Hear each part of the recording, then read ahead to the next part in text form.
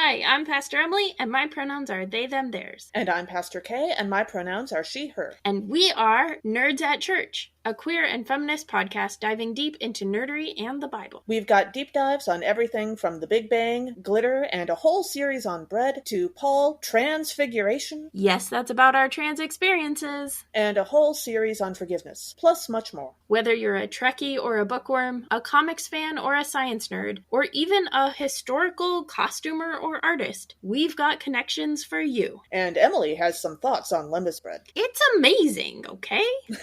If you've ever read a Bible story and thought, this story could use a Muppet, we've got the perfect segment for you too. Nerds at Church releases Monday mornings on Spotify, Apple Podcasts, Google Podcasts, or wherever you catch your podcasts. As the ancient Christians said, Pax Vobiscum.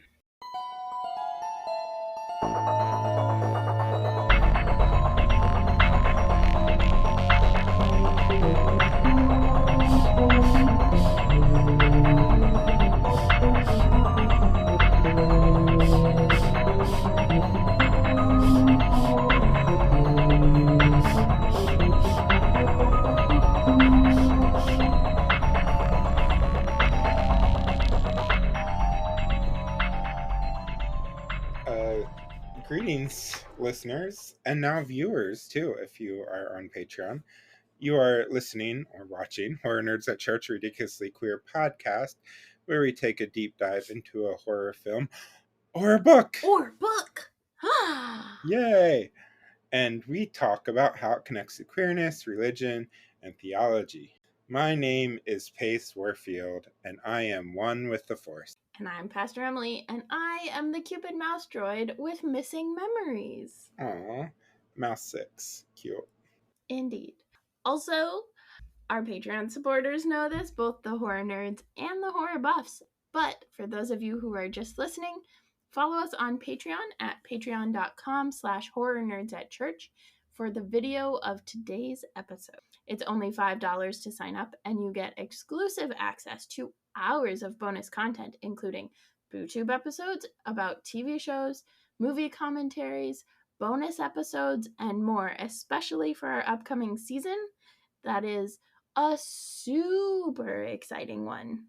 For sure. And in the meantime, you get to see our faces, which is a rare occurrence, except for every time we do other things that are live or Yes. video. We are both non-binary, so we prefer not to be perceived. So look at us leaving our comfort zones for you. That's how much we care about you, Patreon supporters. Mm-hmm. Give us your money. All $5 or $10 a month of it. Mm-hmm. $10, you get the extra specials. Right. So anyway, we are doing a mini book season because as you've been following along on our social media, because I know all of you follow our social media, right?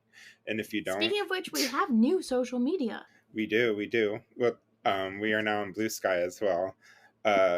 HNACPOD on Blue Sky. Same as on X/Twitter. Instagram and Facebook, Horror Nerds at Church. So follow us there if you haven't already. But if you have, you will have seen that we are taking a break before releasing our full scope of Season 6, which of course is on Star Wars and the Alien franchise.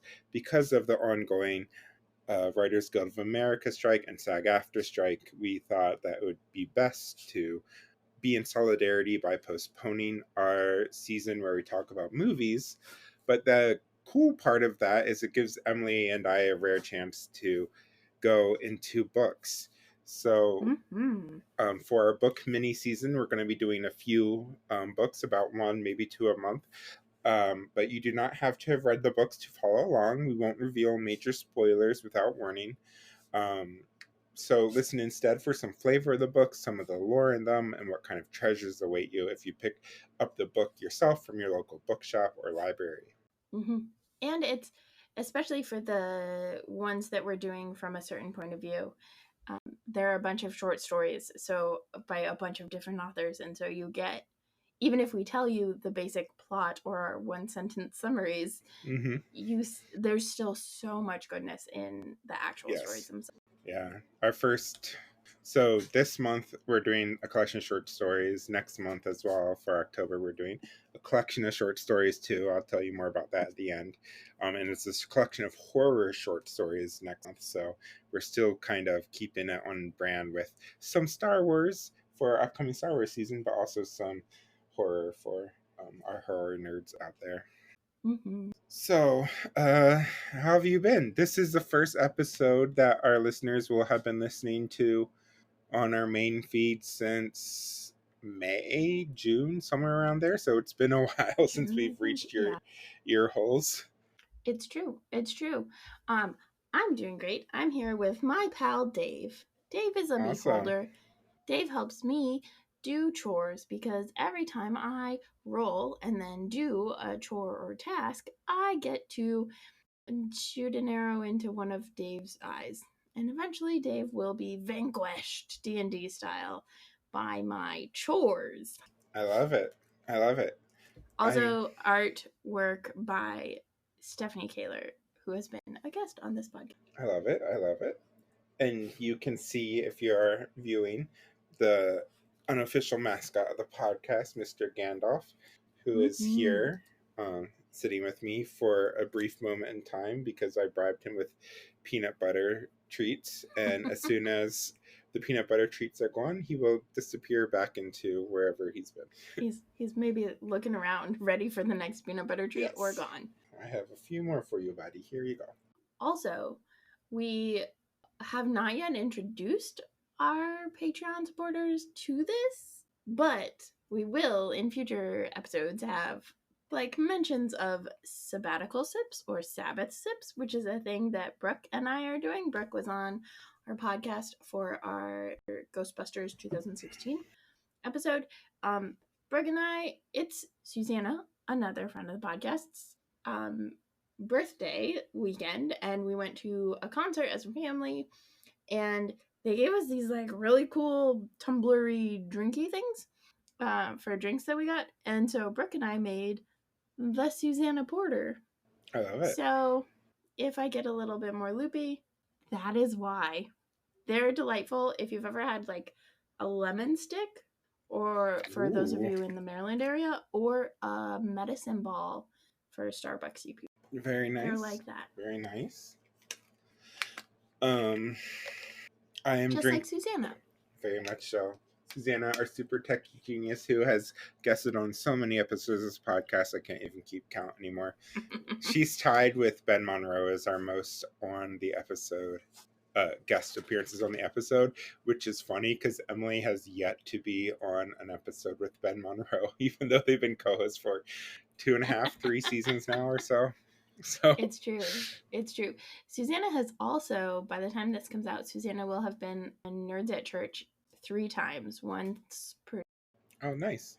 Yeah. Which I think it ties with you or is close to you, but you've been on for you and for Horror Nerds at Church. Yeah, I've been on as a special guest twice, once for Horror Nerds at Church, and then once for me talking about Luther stuff. And then I've guest co-hosted twice, once to sub for you and once to sub for Emily. So 4 times total. Oh, yeah. Once for me and once for Emily, once for Kay. Yes. Yeah. No, you were on twice for Horror Nerds at Church, because you and Joe were on, and then you and I were. Oh, okay. For then dreams. That too. To do dreams. Oh, right. So then, cool. Yeah, so you have been on Nerds at Church more than Susanna, but I think Susanna is the second. Love it. Love it. She just needs to get on her own podcast, and then we'll have her on as a guest for the podcast and for. Love it. Love it. Mm-hmm. So, anyway. Otherwise, how are you doing? I'm good. I have some stresses related to my day job life right now. But other than that, things are going pretty well. My partner and I are starting the process very early on of looking to buy a house. So that's kind of some exciting news down the road. Our lease is up till March, and Emily and I are recording this in September. So we have a few months, but we're hoping if we start the process now, we can kind of start looking, maybe find something. Nice. I've not been watching too much horror, although I started watching the John Wick series, which is a big action movie kind of series starring Keanu Reeves with a lot Mhm. of gore, so it could very easily be like a horror. So that's fun. I've been told about it for years, and my coworker slash past guest, Rich Holliquay, is a fan of the series and was telling me about it. So finally gave it a shot, and it's decent, solid action movie, nice score. So So I am done with sabbatical, which is why sabbatical sips are now Sabbath sips. Um, but and so starting the mission exploration stuff, which is going. Um, and that's been fun. Susanna and I just watched the entire first season of Interview with a Vampire. So we ooh, covered Interview with a Vampire with Alex Raby in our vampire season, the movie, but mm-hmm. they are now doing a TV show, and Louis is black, and it makes an incredible difference. It's more explicit about the gay stuff too, but like fantastic. It is so good. Yeah, if you remember back when we recorded that episode, we were talking about it as a forthcoming thing, and then when it finally released, I want to say in January of this year or something on AMC Plus. 2022. Oh, so that must have been last year. I was watching it and just loved it, and I remember talking about it on the podcast a little bit then. But now that it's on HBO Max, or Max as it's just called, it's available for a wider audience than initially. So definitely check it out if you haven't. So good. Um, I really like it. Yeah, that's the main thing that's been going on, and I've been doing a lot of audiobook stuff. Um, Audiobooks, some real books. Next up on my real books, I'm reading the Dreadnought series, but next up on my book list is From a Certain Point of View, Empire Strikes Back, right, right. because that's the next book in our book club. Actually, I will be reading. Well, those are short stories too. Yeah, short story anthologies are easy. So Hmm. that'll Hmm. probably be one of my next books. Is From a Certain Point of View, The Empire Strikes Back. Yeah, yeah. Dun, And dun.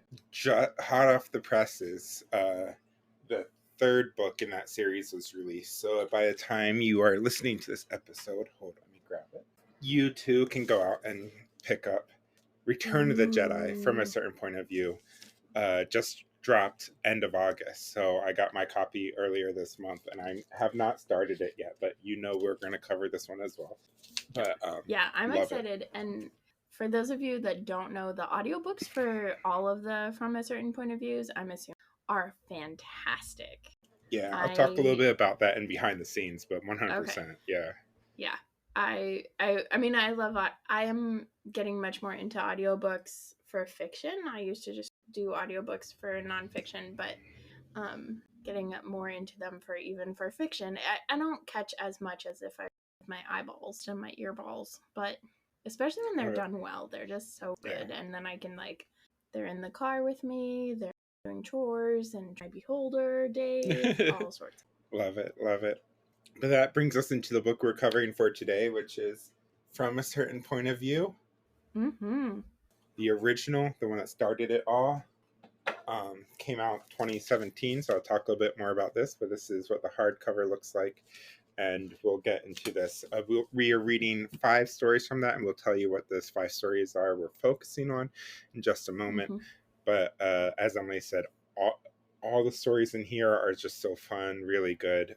So we will encourage you to get it, and hopefully the stories we are covering just give you a taste of some of the cool things.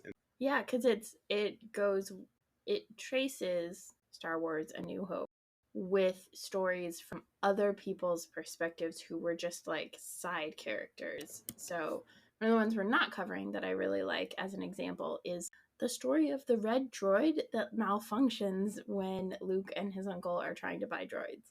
Right? Yeah, That yeah, that you get a story from that droid's perspective is fantastic. And so there's a lot of those sorts of things where it's like characters that you just glimpse in the movies, and yet, like we know for all characters, have these wonderful, rich backstories. And yeah, yeah. So all 3 of the books, From a Certain Point of View, uh, have 40 stories in them, and the 40 stories are designed to go with the theme of 40th anniversary. So each book has come out on the 40th anniversary of the film it is based on. And as Emily said, each story is told from a different background or side character of the movie. So you're getting this like really in-depth, fleshed out understanding of the story, and it's really fun. Spoilers for Empire Strikes Back from a certain point of view, but one of the stories in there, right off the bat, I'll tell you, is a rebel who is overhearing the bickering between Han Solo and Leia, and like doing these internal eye rolls over, like, oh my god, why don't they just fuck already? Come on, the romantic tension. I love that. So there's stories like that. Yes. It's just so funny. So yeah. Mm-hmm. So the stories we picked are Master and Apprentice by Claudia Gray, written by Saba Tahir, The Baptist by N.D. Okorafor, of Mice, Six, and Men by Glenn Weldon, and Wills by Tom Engelberger. And I'll tell you a little bit about, I will tell you a little bit about each of the authors. So the first story, Master and Apprentice, is by Claudia Gray. It's told from Qui-Gon Jinn's perspective. And Claudia Gray is the author of several Star Wars books, including Bloodline, Leia, Princess of Alderaan, Master and Apprentice, and some non-Star Wars books, including her Evernight series and the Murder of Mr. Wickham series. She is also, most famously, a future podcast guest of Horror Nerds at Church. So we'll be having her on the pod to talk about this book and some other books in a future mini-sode. So stay tuned for that. I'm super excited for that. Me too. And then Ririn by Saba Tahir, which is told from Ririn's perspective. Saba Tahir is one of my favorite authors. She is a mostly young adult author, and before that was a journalist. And she's written fantasy, so the most well-known and one of my favorite book series is the Ember and the Ashes series, and also some like related prequel, I think they're graphic novel stuff, some realistic fiction. I just recently read All My Rage, which is set in a similar setting as where she grew up, which is that she grew up in California's Mojave Desert at her family's 18-room motel, devouring fantasy novels, raiding her brother's comic book stash, and playing guitar badly. And so there's a little bit of overlap in the setting for All My Rage, which is fantastic. I haven't read a book where people actually like have repercussions for their actions, but not in a therefore you are evil kind of way. It's really fantastic. So yeah, and I just love her. And this is her first Star Wars universe. Cool. Then we're reading The Baptist by N.D. Okorafor's perspective, and it's told from written by N.D. Okorafor, and is told from Omi's perspective. And with both Rear and Omi, we will reveal shortly who those characters are. But N.D. Okorafor is a sci-fi author who writes in the subgenre of Afrofuturism or African futurism, and has written dozens of books, including Binti, Zahara the Windseeker, and the Book of the Phoenix, as well as written for some Black Panther comics for Marvel. And this is also her first Star Wars story. I read a different book. I pronounce her name in my head Needy. Okorafor. Needy. Okay. Like a long N. I read a book by her. She's a Nigerian American writer. I read Who Fears Death by her, which I think was one of her initial novels, and I guess that's in the Binti series, which I didn't realize it was in a series. I think it probably shouldn't. But yeah, I read it way back in the day. Love the it. Same year that I read this book the first time. So cool. Yeah, I've only read some of her Black Panther arcs that she did for Marvel, so I have not read any of her fiction aside from this, but just judging from the story, fantastic storyteller. She's wonderful.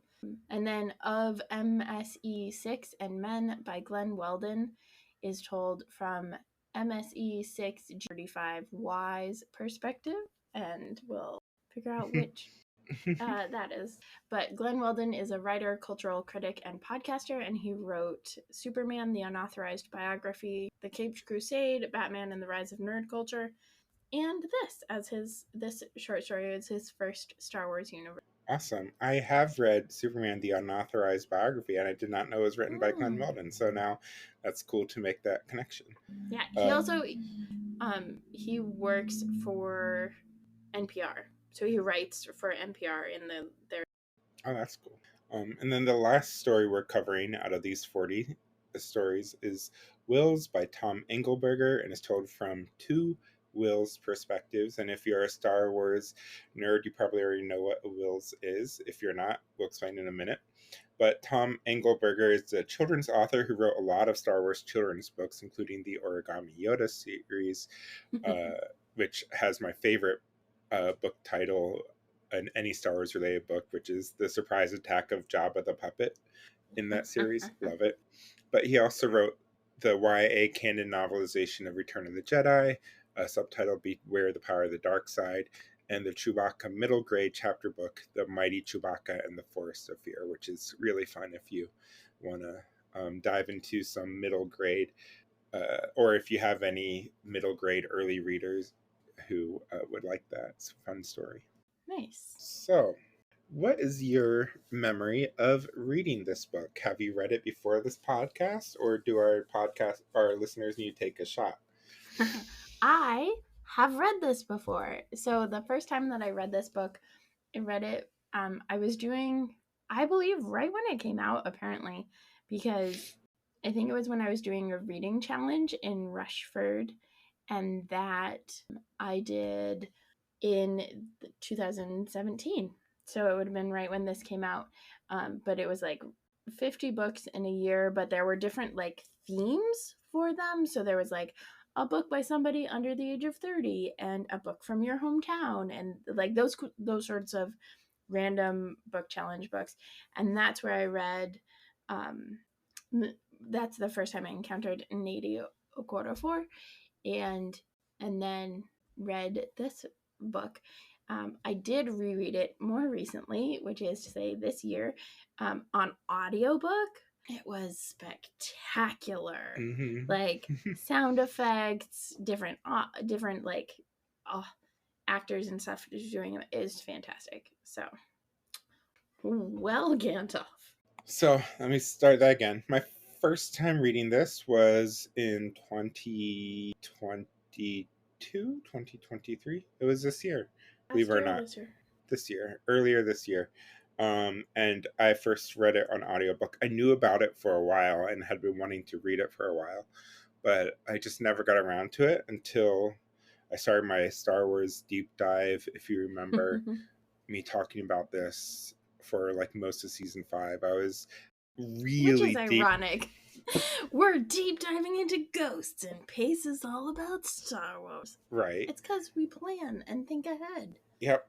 So I read it for that the first time, and I read it via audiobook, and I loved it so much that I wanted to get a print copy as well. It's one of the things I like to do to support authors or projects I like. Is oftentimes I will get it from the library first, and that's how I got the audiobook, was through my library using Libby. But then I loved it so much that I was like, I'm going to get a print copy. And the cool thing about this purchasing this book is that any proceeds go to First Book, which is a nonprofit that serves children in needs and helps provide educational materials and learning materials and books and stuff to kids in need. So another cool thing about buying this book. Nice. So I will go into a little bit of behind the scenes here. It came out in October 2017 for the 40th anniversary of the film A New Hope. It has 40 different stories by 43 authors, because some co-author, and told from the perspective of 40 different characters, most of whom are background characters. All of the authors have foregone being compensated for their writing. As I said, the book's proceeds are being donated to First Book. And Lucasfilm donated 100,000 children's books valued at about $1 million as well when the book came out. Which is awesome. Then, as far as the canonicity of these books, this is kind of considered canon adjacent. So it's not fully canon. However, it can be if you want it to be. It's a choose your own canon adventure. So because of the nature of this being written by 40 different authors, 40 different characters, some of the events are a little contradictory in some of the stories from one to the other. And so they just say, accept that for what it is, but otherwise you can consider it canon if you want it to be. It's kind of like the Gospels. There's 4 different accounts of the Gospels. So in some of them, Jesus flips tables in the temple right before he's executed, and in one of them, he does it right to start his ministry. Yep. Just depends on if Just you're depends. John or... Yep. So, that kind of goes into the title of this, is from a certain point of view. That line, of course, comes from Empire Strikes Back when Obi-Wan is talking to Luke. And Luke says, how come you didn't tell me that Darth Vader was my dad, or that Darth Vader killed my dad when Darth Vader really is my dad? And what's the truth? And Obi-Wan says, Darth Vader did kill your father from a certain point of view. And that kind of is where that line comes from. And also, to the point of the Gospels, each one is written from a different perspective with different goals and ideals in mind that they're trying to communicate. Same with this. Each one is written from a different perspective, a different point of view. So, for instance, the official canon of Lucasfilm, as much as people hate it, in the film A New Hope, Han Solo dodges a shot from Greedo and then shoots and kills Greedo. What? No. Han shot first. I am telling you what the official canon is. If you were to go digitally on, remastered BS if you're going, is that what you mean?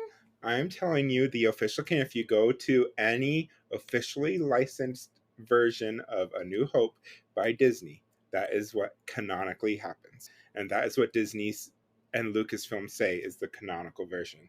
Now, listener, as you have heard from Emily's strong reaction to that, froze again. There's a lot of feelings about that.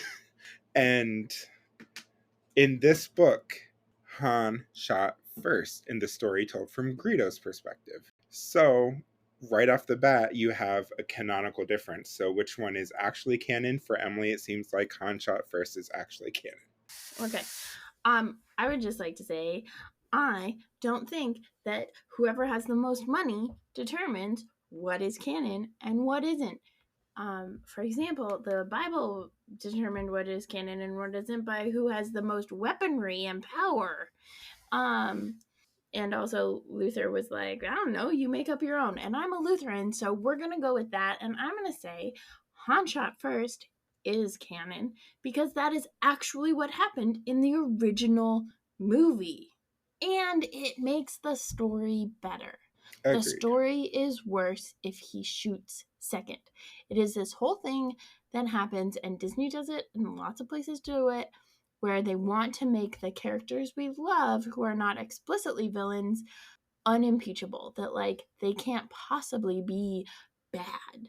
When the reality is, Han shot first. He was covering his own ass. And the arc, I think Sojourners actually did, a whole article on this.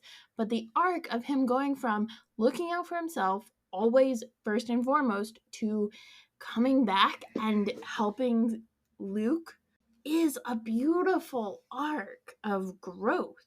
And if he's always been that kind of guy, then it just doesn't hold the same weight. Agreed.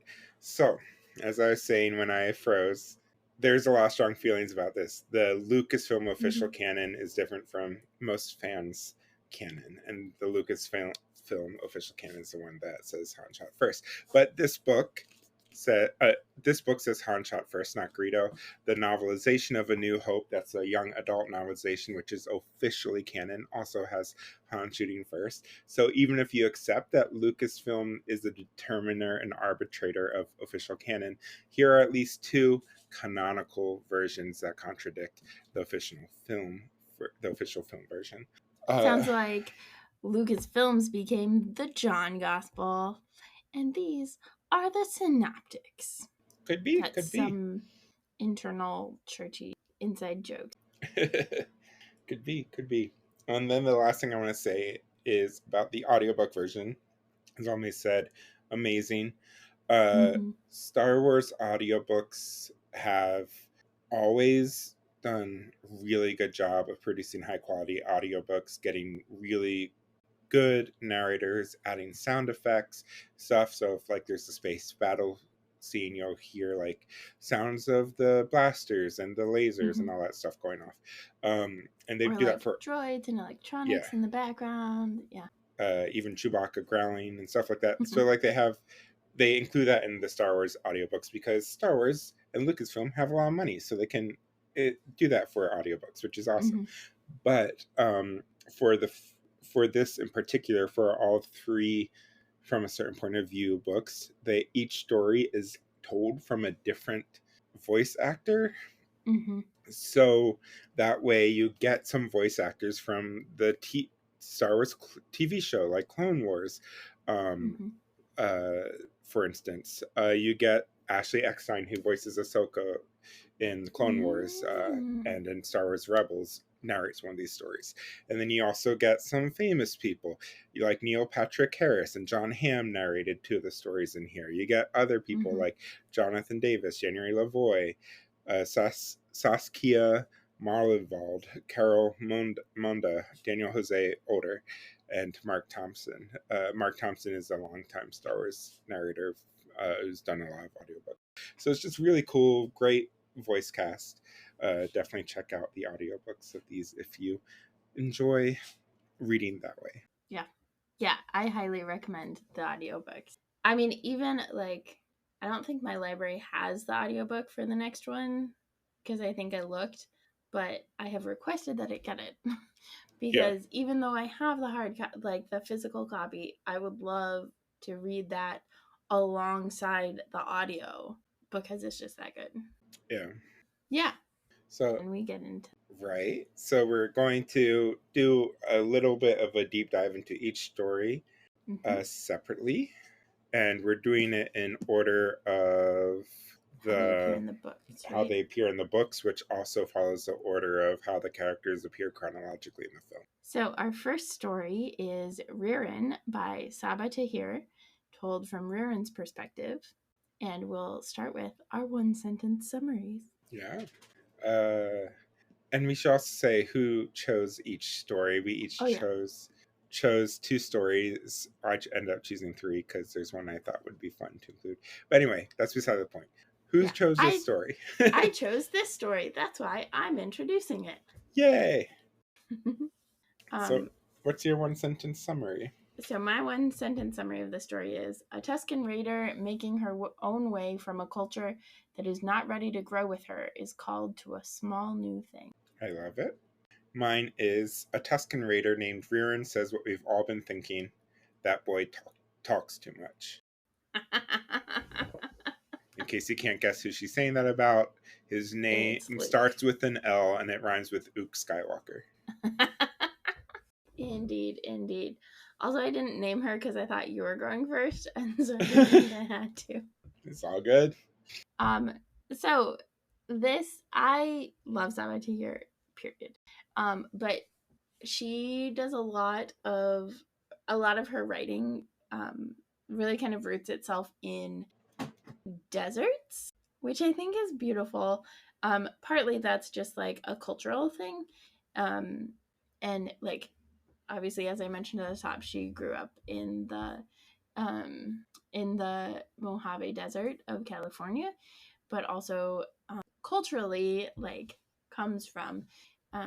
So Saba Tahir is Pakistani American, and so culturally, her ancestry is Pakistan, is also rooted in the desert. So Ember in the Ashes is like set in a vaguely deserty setting, and then Riran is a Tusken Raider who lives in the desert areas of Tatooine, which I love. Then there's there's stuff built in. So theological discussion, deep dive. Yeah, I love that transition. I tried. New season, I still am can't wearing my shirt. transition. Yeah. I am wearing the shirt that says to NB to transition, which you can get from our Patreon, and if you're a Patreon, which you can get from our merch store at bit.ly/nerds@churchmerch. And if you're a Patreon supporter, you get a 10% off discount through Patreon. It's true. It's true. Mm-hmm. Mm-hmm. So my first, and really the only, these are short stories, so it's not like we're going to go into a huge deep dive for each of them, except maybe the next one, because the next one is super fucking religious.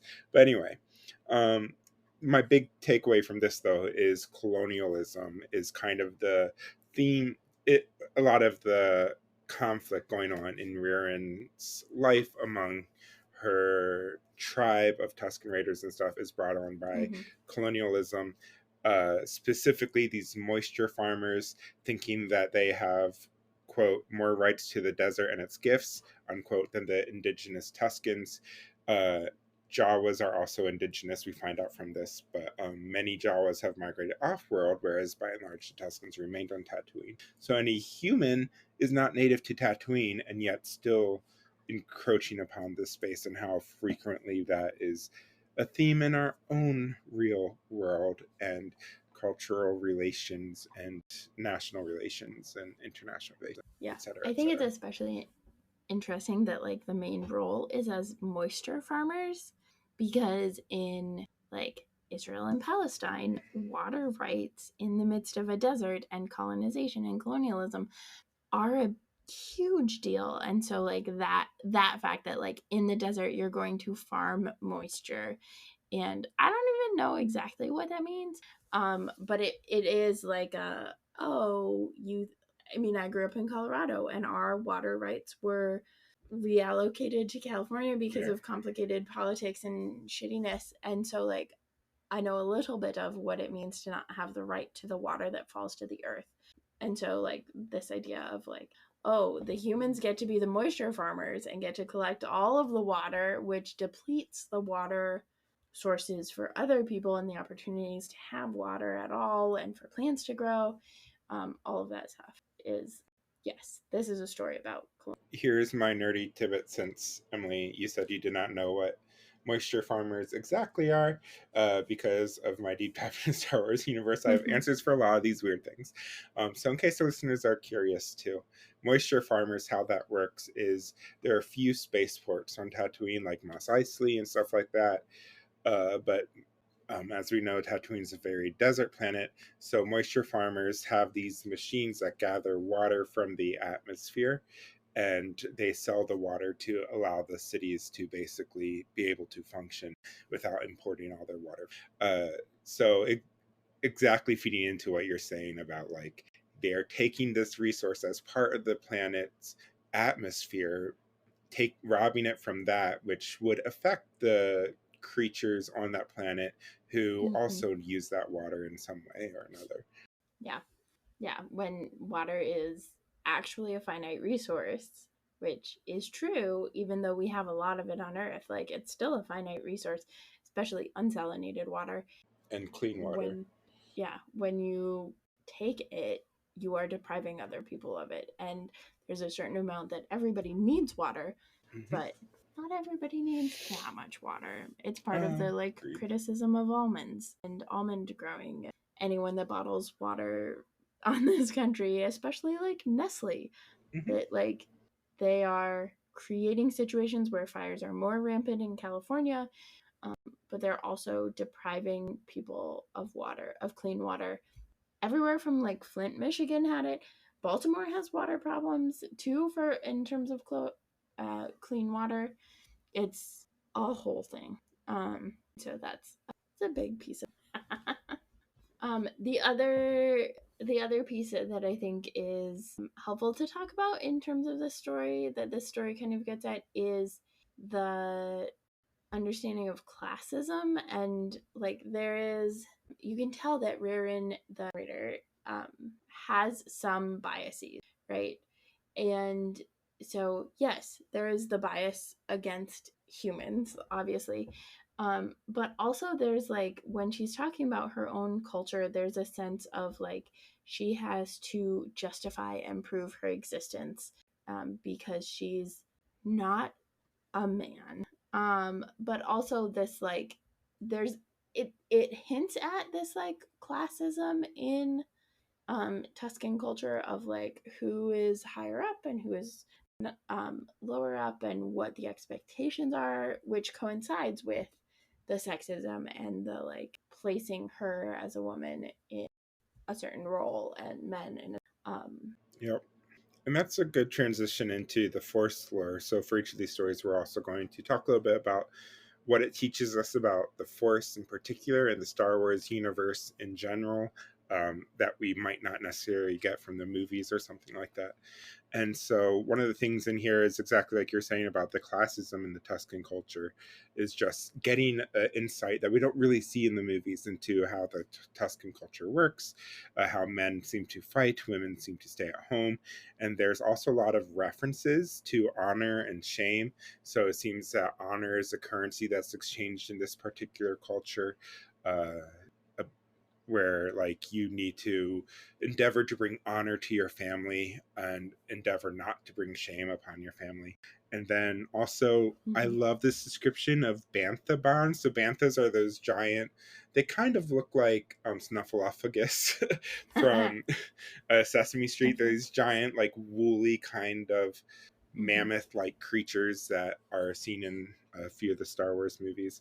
And so it says that in Tuscan culture that a Tuscan bonds with its bantha, and that it was even described as like being deep, similar to a marriage, like this very deep bond with your animal helper or counterpart. So I love that notion. Yeah, I really loved that connection, that there is a clear dependency and coexistence and codependency, not in the codependency, interdependency, shall we say, Mm. between banthas and also I think that's where like the kyber crystal, I think it's really interesting too, but that Rerin finally understands the connection other Tuscans have to banthas when she finds the kyber crystal, Yeah. and that is like a particular and poignant thing for me. Mm-hmm. Mm-hmm. I love it. It's really described beautifully, and so I can see why Sabaa Tahir is one of your favorite authors. Now I need to read Embers. What is it? Embers in the Ashes. What it's called? An Ember in the An Ashes. Ember in the Ashes. It's a 4-book series, and there's like the prequel things that I have not yet read, but I was just reminded of them when I was looking up information about her, so now I'm gonna go back and read. Love it. Yeah, So it's fantastic. yeah. To be clear though about the Kyber crystal in the story, it's not explicitly named a Kyber crystal, yet it's hinted at enough that if you know what Kyber crystal is, you can guess that that's what they're talking about. Because the crystal is said to be blue, green, sometimes purple, which are the three most common lightsaber colors in that order. And also how the crystal, she could sense it, she felt a connection with it. All things are used to describe kyber crystals. And so, but the fact that she could sense the kyber crystal could be a suggestion that Rerin is force sensitive. So, had she not been a Tuscan, she may have been. The Jedi are kind of speciest a little bit, whereas some species, like Tuscans, could be force sensitive. Just the Jedi do not include them in their ranks because they are not sentient enough or whatever. So I was wondering this because in Clone Wars, which I am watching the TV show right now in anticipation of recording a BooTube on it, just in case you need more incentive to join and become a Patreon supporter. But that particular thing, like there's one arc in there where they have a record of every force sensitive being in the galaxy. And so then to like say that Tuscans are not force sensitive, or that like, right, like, is it that Rerin is not actually force sensitive, or is it that there's just like so much bias that like they only record the force sensitive creatures who speak basic galactic or like Exactly. that sort of thing. Because if she's force sensitive, they should have known about her. And maybe they Yeah. did know, and maybe like part of the backstory is they tried to come and take her, and the Tuskens were like, hell no, you don't get to just steal our babies. Yeah. Yeah. Yeah. So And there are also just some force sensitive people that fall through the cracks as well. It's never been said explicitly in the Star Wars universe how the Jedi are able to collect who's force sensitive, other than like vague hints that it's some sort of the Jedi there's with a like hologram and a Jedi that are involved. Yeah. And the Jedi is somehow able to like psychically sense where in the universe a force sensitive person is and use that. It makes me think a lot of like, if you're familiar with the X-Men, how Cerebro works. Like he just Professor X just closes his eyes in this giant computer room and like it lights up all the people around the world. And I think it's probably a similar thing they do with that, like a hologram, and a Jedi just sits there and imagines where in the universe. I don't know, but I mean, when they were trying to find the force specific Jedi's or the force specific force sensitive kids, they meditated on it.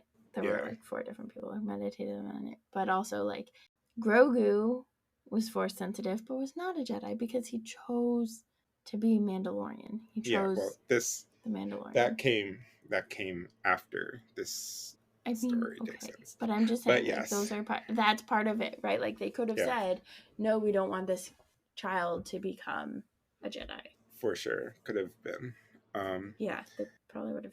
I also feel like they just are, since I feel like the Jedi would probably not include Sand People, the Tusken Raiders, in their counting of who could be a Jedi. Just knowing for sure, for sure, they're speciest and like. So that's my most likely guess.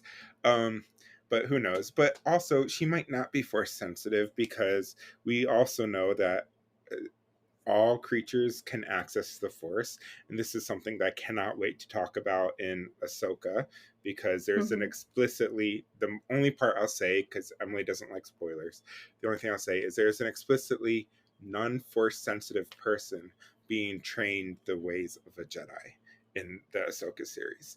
And so it's true, all the Force is made of all beings, so all beings can potentially access the Force. Just Jedi are born with the unique sensitivity that allows them to do so very easily. Like there's a clear talent and skill set that Jedi are born with, but everybody uses the Force. And George Lucas has even said characters like Han Solo, who may not even believe in the Force, still access the Force when they're able to do, like we see on the screens, these very daring things flying through an asteroid field without running into something. It's because he's accessing the Force. He just doesn't explicitly know it. So that seems like the you don't need underwear in space kind of argument. Well, could be. But but anyway, so kyber crystals, people who are not Force sensitive still can tell when sometimes when things resonate with the Force. So she might not be Force sensitive. She could just be connecting to the kyber crystal's resonance. But since the kyber crystal talks to her, right, I feel like she's Force sensitive. Yeah, I was going to say the kyber crystal thing literally says you won't have to give up the crystal. You will find a way when the time comes to get what you need. You've gotten this far, haven't you? Like, there is clear, like, Rey level of Force sensitivity. Yeah. And I think if we were to, and I don't hear you saying this, but like if we were to follow that path of like maybe she's not actually Force sensitive, the Force is just so strong, that to me would scream of like reinforcing sexism and speciesism. Yeah. In this universe, and I'm like, agreed. She is Force sensitive, period. And I want to know. I want Sabatier to write a whole story about her. Yeah, that's what I want. That'd be amazing. That would be fantastic. And we'll see from another character in this stories we're covering who is Force sensitive explicitly. So, like said in the story, this character is talking and communing with the Force, and yet the character is not a Jedi because the character does not speak in language in Basic Galactic, is not humanoid in shape and stuff, and yet clearly has a very strong connection. Yeah. So we'll get there. Yeah, But we'll first, talk more about that. my favorite story in this book, I'll just go ahead and spoil that, even though we're supposed to wait till the end to say that. But Master and Apprentice by Claudia Gray. Love the story. I cannot wait. So, listeners, you cannot miss our interview with her. It's going to be amazing.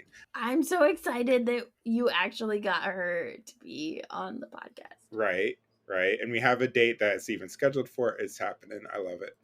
But this story is told from Qui-Gon Jinn's perspective.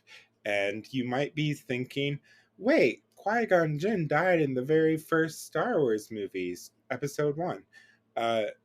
How can he be in the story? He's a Force ghost. So that's how it happens. Magic of the Force. That's all you have to say. He's a Force ghost. Of course. So I'll start with my one sentence summary for this, which is 2 old white guys, one dead and one soon to be, talk about philosophy. Basically, waiting for Godot or waiting for Luke. Mine is shorter than yours. For once, I'm proud. Take a shot for that. That should be a new take a shot. It's the second time. Thank you very much. Yes. Old white guys philosophize and reminisce. I love it. Love it. So, basically, in the story, without revealing too much, this takes place right as Luke runs away to find Aunt Beru and Uncle Luke to see if they survived after they saw the damage to the Sandcrawler. And so Obi-Wan is left on his own with the droids burying the bodies of some of the Jawas, and he, in his worry for Luke's safety, calls out to Qui-Gon for some advice and encouragement, and Qui-Gon appears using the Force Ghost powers, and that's what unfolds, basically. So I love the story for a lot of reasons, but the main reason is the theologian in me. Just this story is so fucking theological, and it's like I can't wait to ask Claudia about like what her what's the word like for like what she was like thinking when she was writing this and trying, and what her sources of inspiration were, because it's very theological. One of the things that they talk about is time, one of Emily's favorite things to talk about too. Yes. So in the story, it refers to time as an illusion, and at very least linear time is an illusion, and that time is actually more like a circle. So I think a lot of native cultures actually understand time as a circle, and Gordon Straw was a Lutheran professor and pastor and talked about that a lot when he and I were on the board of Extraordinary Ministries together.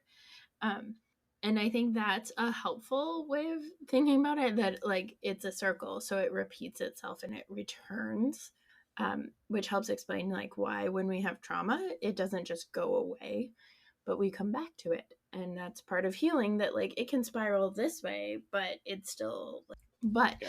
I wrote a paper in seminary on Kairos and Chronos, which are the 2 Greek words used for time in the Christian New Testament. And Chronos is the linear time, chronological time, if you will. And Kairos is used to refer to like God's time, the timing of God. So like the hour has come, the day has come, the time has come. And Kairos, the way that I think about it is that Kairos is this like big nebulous ball of wibbly wobbly, timey-wimey stuff, to quote the 10th Doctor. And then there are moments that we, like the Greek word would be eschaton, or plural eschata, where Kairos time breaks into linear Chronos time. So Chronos time is chugging along, and then Kairos time goes and interrupts. And they create these moments of like decision, of like tipping points, right? Where things could go one way, things could go one of many ways, and each one will shift radically the future or the way things are going.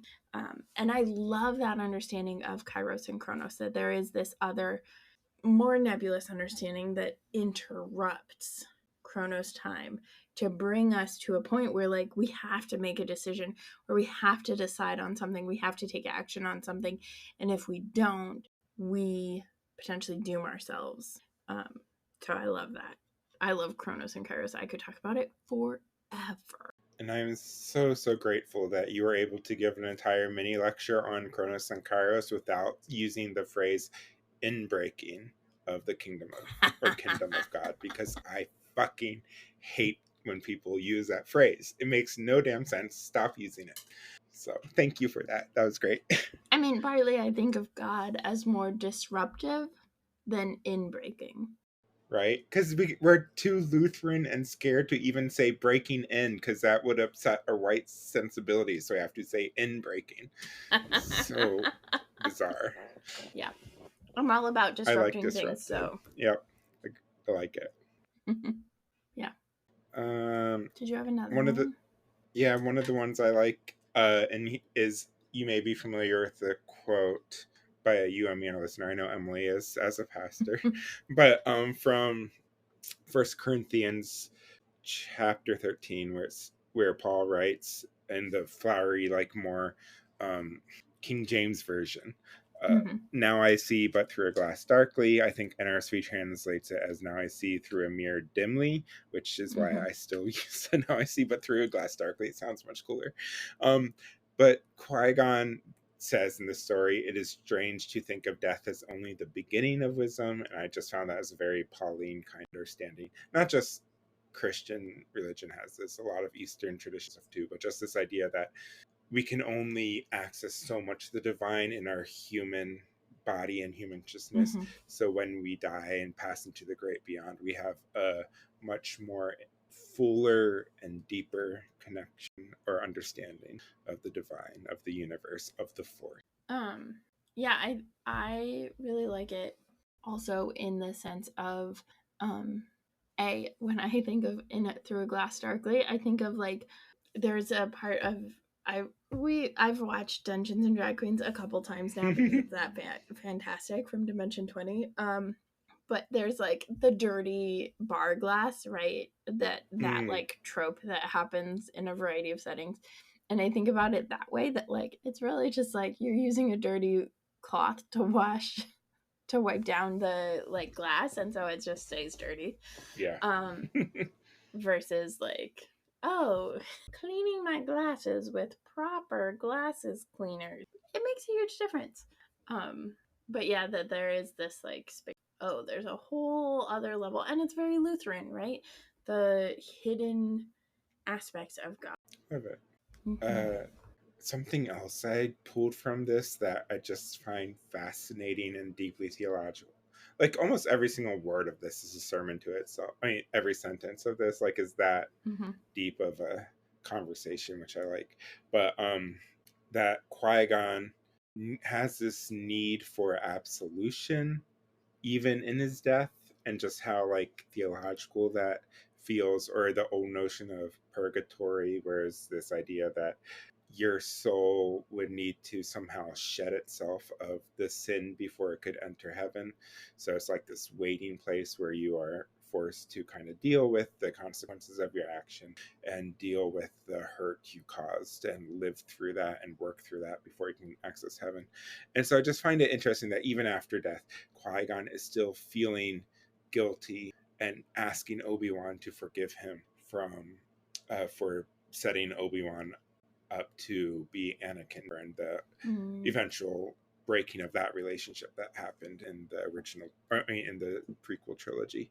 And then Obi-Wan's guilt as well. And then ultimately, one of the things I like that Obi-Wan says is that, yes, there were things wrong I did, there were things wrong you did, but it was ultimately Anakin's choice, and Anakin chose this horrible fate for himself and for the universe, and this destructive choice that even with the ways in which the Jedi Order and Obi-Wan and Qui-Gon participated in some of that, it was Anakin who escalated that violence and turned it incredibly destructive, and who's ultimately responsible for the choices he made, even if it was in this context that caused him to. So love that.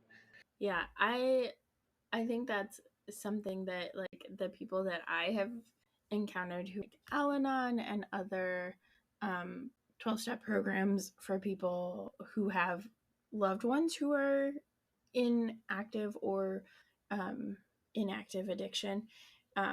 There's this like, what is your actual responsibility? That is to yourself. You are not actually responsible for the actions of others.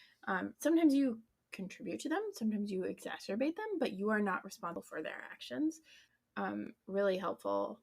Also, I just realized, because the first time I read this, both times I read this, I had not yet seen Clone Wars, the movie or the TV show, and now I'm watching through Clone Wars, the TV show, and now I know that Satine is going to die. Oops.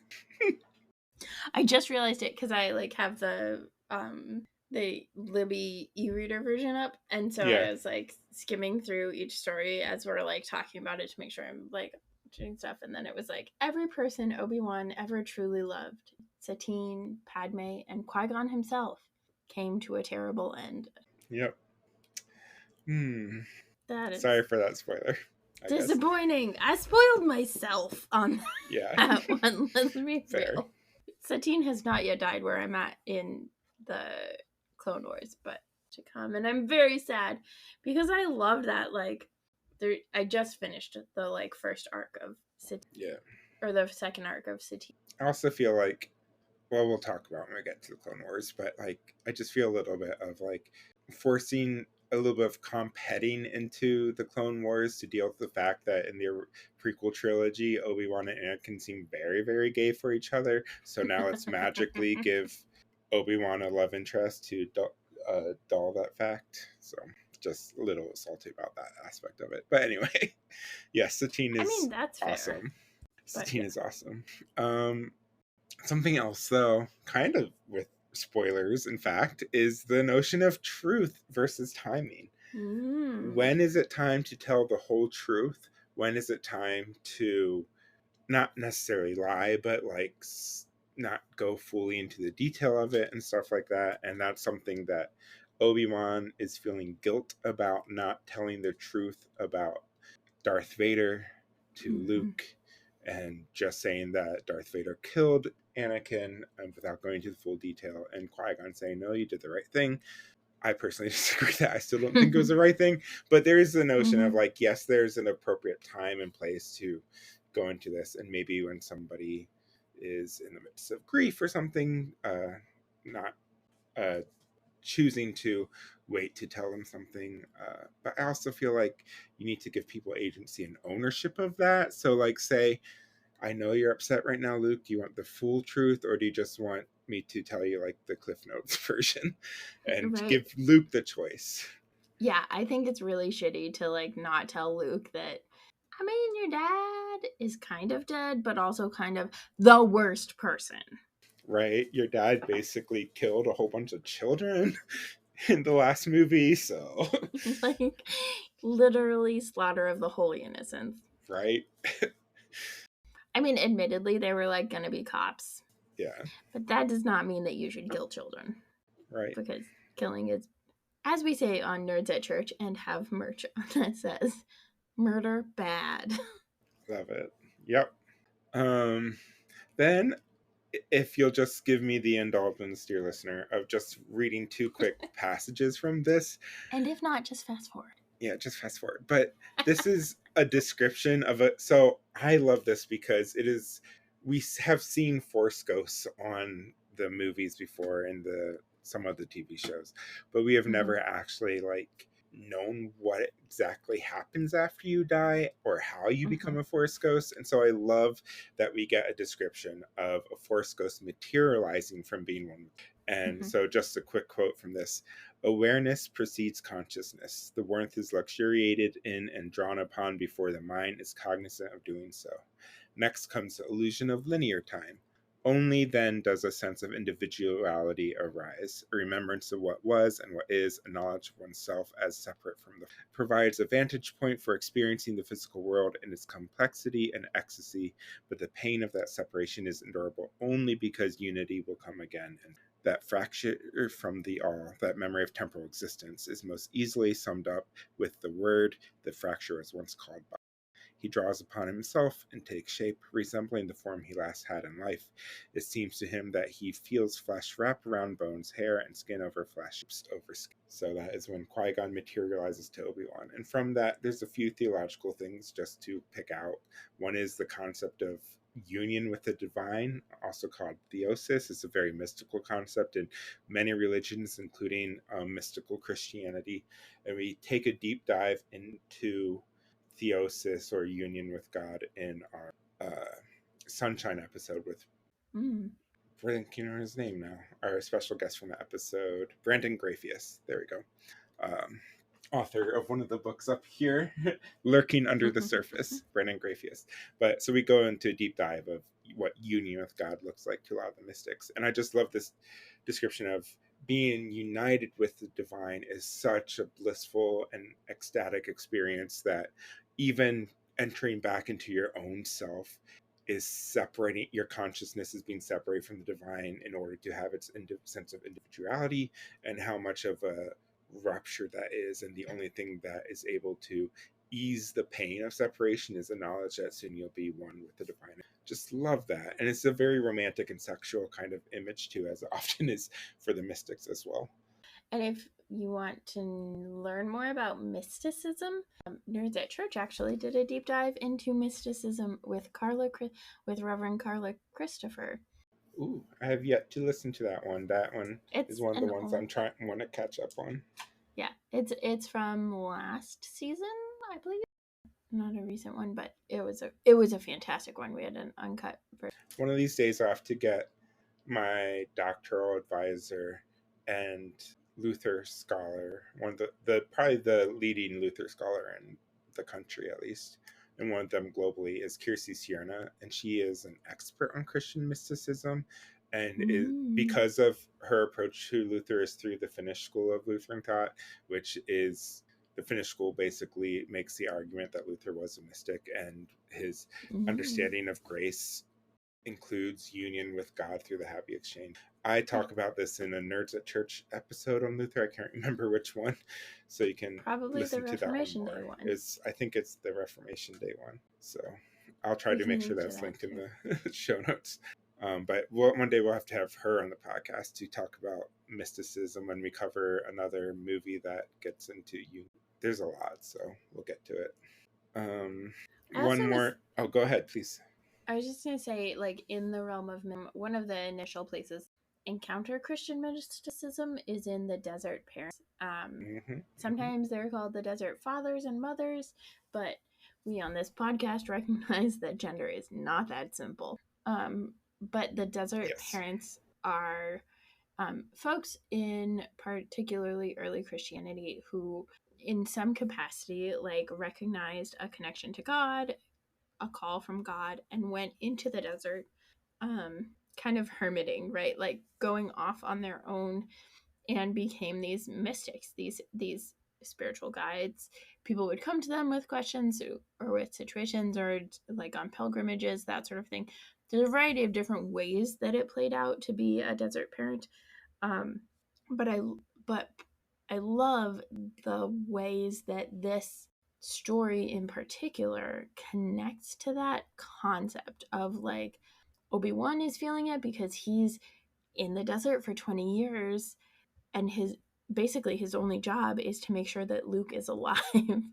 And so he spends a lot of time meditating and a lot of time, like, really connecting to the Force and all of that stuff. And so, like, that's one of the ways that it connects. But also just like the mysticism of Qui-Gon and like all of it. And Obi-Wan in those 20 years also spends a lot of time rescuing Princess Leia, as we find out from the Obi-Wan miniseries, which we're also covering for this season. Which I haven't started watching yet, but yeah. But yeah, I agree with that 100%. And Qui-Gon, even in the first film, Phantom Menace was always kind of a mystic in how he talks about the Force, and just has this deep belief and trust in the Force, and especially like prophecy around the Chosen One and stuff like that. So just love how Qui-Gon's a Force mystic, and kind of it's interesting that Qui-Gon died before the Clone Wars, because I really wonder how Qui-Gon would have reacted in Clone Wars. He does not seem to be the type that would see the Jedi involvement in the Clone Wars as a good thing. I mean, I don't, but yeah, we haven't done our episodes on those yet. Yep. So, and then the last thing I will say, which is almost could be a quote from kind of Eastern religion, particularly Buddhism, which if you are familiar with like the background of the Force and the lore of the Force and Jedi, it was very much created by George Lucas and others with inspiration from Eastern religion. So this quote that says, "The most beautiful form of mastery is the art of letting go from all that you're connected to really be present in the." So love that quote as guess we can go into some Force lore here. There's mention of the Wills. We'll talk about the Wills in our last story, but I love it when the Wills make a appearance. And then I also love the description of how deserts and other places that humans call barren are full of the Force and are full of life. And life, of course, is what creates the Force. And this fullness of life, even in places that humans do not recognize or do not see the benefit of or the use for. Yeah, and I always think, whenever I think of like the barrenness of the desert, I think of suburban lawns. Suburban lawns have far less biodiversity, right? Because suburban lawns are all grass, maybe one tree, maybe two, and it limits bugs that can exist and the small creatures that can exist, as well as the vegetation that exists. Yeah, like the desert gets a bad rap, but actually it is this beautiful thing. I think we don't do enough to reframe it. Yeah. And that is why I keep my lawn unmowed and just let everything come in and live in it. That is the excuse I give for why we do it too. Yep. I mean, it's 95% excuse, but 5% it's in line with my values. So I love that Qui-Gon, perhaps because he's a Force ghost, so has that connection to deep wisdom and knowledge beyond what human perception can. But Qui-Gon recognizes C-3PO and R2-D2, even though Obi-Wan does not seem to. Obi-Wan, of course, had met them both at this point, as we see in the prequel trilogy and Clone Wars. But Obi-Wan does not recognize either of the droids, at least as far as we can tell. How does he not? Well, Yeah, the excuse that is given is that droids are seen as computers. So would you recognize a computer you last came across with 20 years ago as being the specific computer, even though it looks like every other computer from that age? Okay, fair. But of course, that gets into a criticism of how droids are treated in that universe, as these have full, distinct, developed personalities, and maybe they're not alive, maybe they are, but they seem to have consciousness of some sort. So, like, even when their memories are wiped, they still have, like, personality. So, are droids truly these lifeless computer beings, or are they characters in and of themselves? We can talk about that more because it'll come up throughout this. Which is also fascinating because I read, I remember, a biography-ish or autobiography by the person who played C-3PO, and it was Anthony Daniels. Yeah, he definitely was like dismissed and not given the credit that he was due for playing C-3PO, and they frequently tried to like make it somebody else and change C-3PO, and it was a whole thing. But yep. I think I have one more thing for the story, then we'll move into a story about droids, since which I like. But one of the things that is brought up, as Emily quoted, in fact, when they shared about Sabine. What's her name again? Satine? Satine. I was almost said Sabine, which is the character from Rebels, but Yeah, close I was enough like, names. wait. So Satine dies, and so Qui-Gon just comments on how Obi-Wan remains resilient and steadfast in his belief and trust of the light side of the Force, and never fell to the dark side after so much loss in his life. And Obi-Wan has been considered by fans and also creators of the Star Wars universe that he is perhaps one of the greatest Jedi of all time. He's And like the like most Jedi of the Jedi. yeah, Minus the and being a general in the yeah, it's this really deep connection to ideals and trust in the Force. And that gets him in trouble sometimes, especially because he has drank a little bit of the cop Kool-Aid. So, and yet still just this reverence for the Force in a way that will, like, I feel like him, similar to his master, would go against the Jedi Order if he truly felt the Force was calling to. Next up is of MSE 6, or as Pace has just now told me in Mouse 6, and Men by Glenn Weldon, told from MSE. My one sentence summary is: a droid makes an accident into a sexual encounter. I love it. I love it. And Between mine people. is what? Between people. Oh, I between realized people. that was not yes. clear. Yes. My summary is mouse droids are the cutest. And just for our Patreon supporters, you're going to get access to a lot of the uncensored version of this because I do not know how to edit video in the way I can audio. So I just cannot wait for you to see all of this glory unfold how behind the scenes are typically for Pace and Emily. I am so excited. I know how to edit it if we need to do script, at least a little bit. But I'll do a little bit of editing, but it's not going to be like as clean or streamlined as I try to make the audio. That's fair. So I picked this one. I guess we can say why we picked this one. Yeah, right? please. Like I picked Sabatiers because I love Sabatier, and I was like, yes, absolutely. There's no doubt in my mind. And then we were picking 2 or 3, and so I was like, oh, I need to pick another one. What am I gonna pick? And I really like this one because I like the ones that are told from a droid's perspective. Mm-hmm. I like this one because it's gay. And I think especially like with Disney stuff, like it just anytime that we can make things queer, I'm here for it.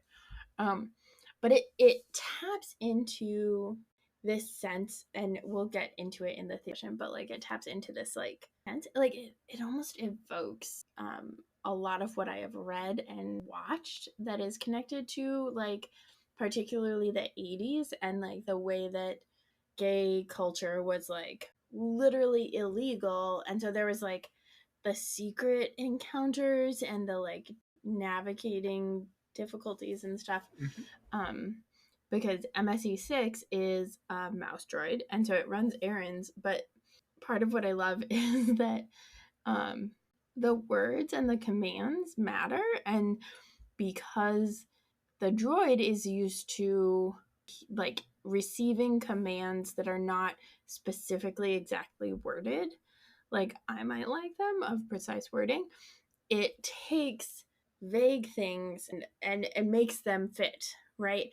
And so with this, there's like turns of phrase and like things that we say that we don't mean literally, but get taken literally by this droid. And so that is what happens with TK TK 421, right? Which is the TK 421 is the trooper who is responsible for MSE 6 and who sends him all over the place and makes it run errands for him.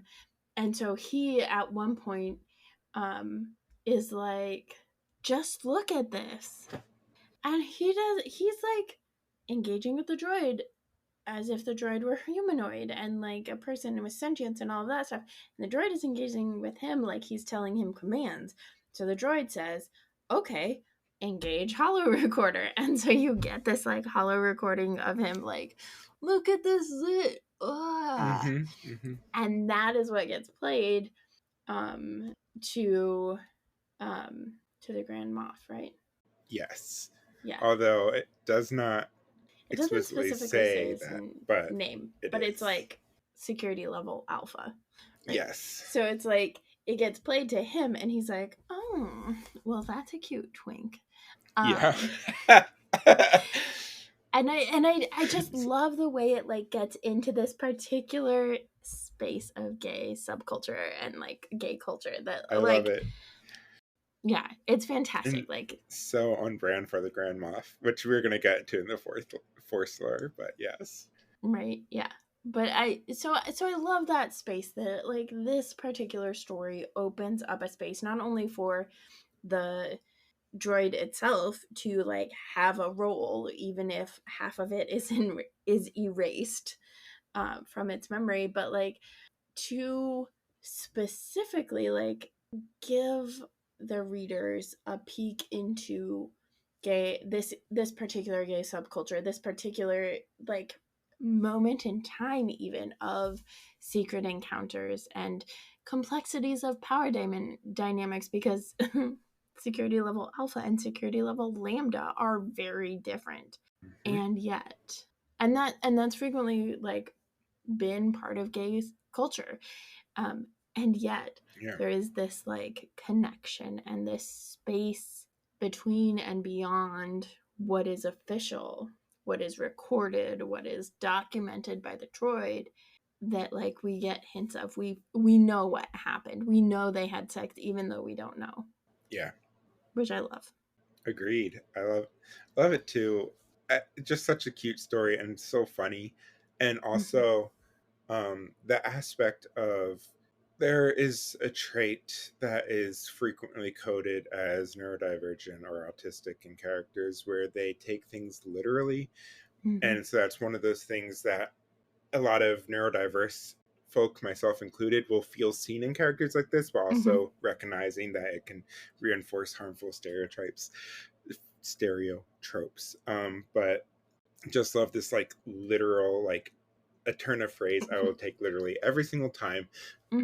I obviously do recognize turns of phrases, but like it took me an entire life and adult and like having to learn and get past just like my base understanding of just like, why would you say that unless you literally this way or something kind of.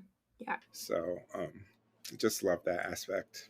I think we can get into a little bit of Force lore here, or is there something more you wanted first? No, that was yeah. Droids matter, cool. Droids matter, agreed. And that is a good transition to the Force lore, because C-3PO and R2-D2 almost like I did it on purpose. Right, go Emily, go. You're wearing the wrong shirt for that today. That's true. I don't have one of those shirts. You do. I don't belong in one of those shirts, really. But C-3PO and R2-D2 were George Lucas's bystanders, and they were intentionally a trope of that. The entire original trilogy was in a sense told from their perspectives, and this kind of continued the prequel and sequel trilogy to some extent. Which I like never I never thought about until I read that when I was typing up my notes after you typed up your notes. And then I was like, it's true, because the beginning they are searching for Luke and Obi-Wan, and it's only them. Like we don't see other people in that particular point. And so this is kind of a lovely way of showing the unassuming droid who witnesses big events, but keeping true to that kind of concept while also playing with it and having fun with it a little bit. Also love when droids have attitude, and this droid is a very simple droid as far as the complexity of its programming. Mouse droids were only able to perform one basic like programming mode. It wasn't able to do complex tasks like R2-D2 or C-3PO. So I love that even with that level of programming, the droid still has a very clear personality, and I just love that, how that comes through. And I guess that's credit to the author too for being able to like show that so well and just running the droid's subroutines, what the droid was thinking. So also love the little gay story of Imperials. I mean, also gross because they're Imperials, and Grand Moff is like committed genocide on an entire planet, but also does it not track that Grand Moff is gay and would love twinks? Like, that is so on brand for him. So this is clearly Grand Moff Tarkin. It is not explicitly said so, but the author of the story has jokingly tweeted about it a few times.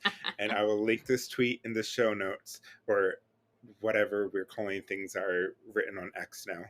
But this little tweet on X. We're still calling them tweets. Okay. We don't dead name people. Corporations are not people. That's my theory. Okay. Fair enough.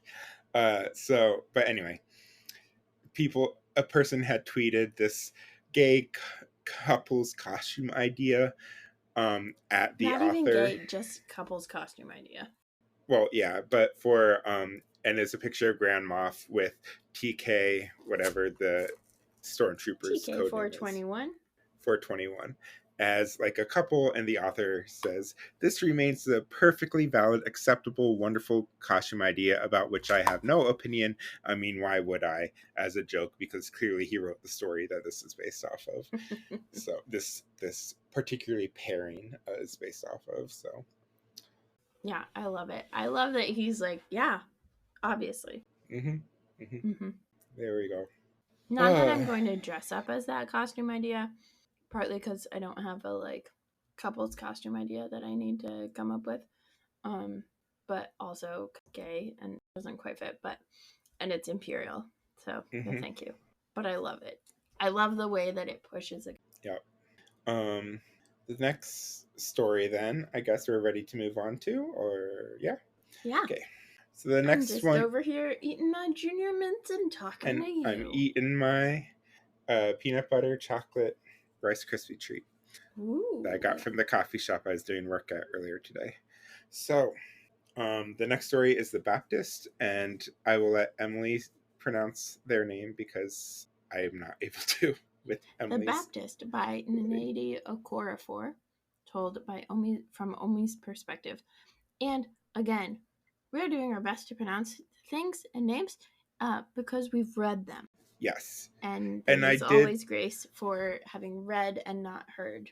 Yes, for sure. And I will tell you, I've tried to do the research to get a YouTube or something of hearing some of these authors' names being pronounced, but sadly ran out of time and could not readily find one quickly. What happened? Yep. But my one sentence summary is: one person's garbage is another person's baptizer. My one sentence summary is: no person or creature is trash, except maybe. Fair. So this one, just for a little bit of context, because it's not readily apparent from the title alone, is that it is told from the perspective of the trash creature that appears in A New Hope when they're in the trash compactor, and it grabs Luke's leg, pulls him under the water a few times, and you also see its eyeball poking out at one time. So this story is told entirely from that creature's perspective, whose name is. So one of the things that stuck out to me was just the like way that Omi is treated throughout by all of the humans, including Luke and Leia, and but there's just such a like clear exploitation and devaluing of creation, of anything that is not human. And so Omi, they sneak up on her, they like capture her, they put her in this space thing and make her a trash compactor thing. Like, it's just such a... Yeah. And we don't even have a word. Like, I want to say dehumanizing, but she's not human, so... I would say objectifying as a word. Thank you. Yeah, it's just such an objectifying experience that she has. It just sucks. 100%. And also explains why Omi is clearly force sensitive, strongly force sensitive, and yet was not taken by the Jedi Order. This might be because she came into being after the collapse of the Jedi Order. We don't know how old she is, but I mean, clearly, judging from the Jedi Order we have observed in shows like the Clone Wars, they probably would not accept into their rank. I love the simplicity of understanding that the paradigm shift that Omi experiences is how it's described, which is none of this is possible, but it is happening. Just as like, this is changing my understanding of what is possible. I don't know what it is, what's happening, but I can't deny that it's just happening. And so I might not have the words to describe this experience or anything, but it's still happening. Yeah, I think that is such a point space that I think it's harder for us to conceptualize now because we have so many experiences of like seeing something on TV or imagining things in fiction, and yet there is this whole other world that seems inconceivable, and yet it is real. I should say also why I chose this story, and this is a good place to do it, which is I just love the beauty of the story. Like, it's written just so beautifully. Credits to the author, and also just I love Omi's perspective. Just this very, as we're saying, kind of beautiful awe and wonder at the world, even when these shitty things are happening, and just like realizing through her eye her connection to the Force and learning about that connection. It was just really beautiful, I thought. Yeah. Another quote I love is, "Home will stay home, but you must go." That is something that the universe, or what she calls it, or what is revealed to be the Force, is kind of communicates with her as she leaves her.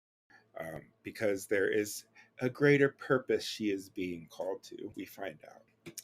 And we can talk about that theology in a second, because I have thoughts on that. But anyway. I was going to say, I have thoughts on...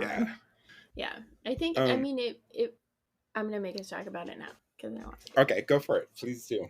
But I think in that, like, there are greater things she's being called to.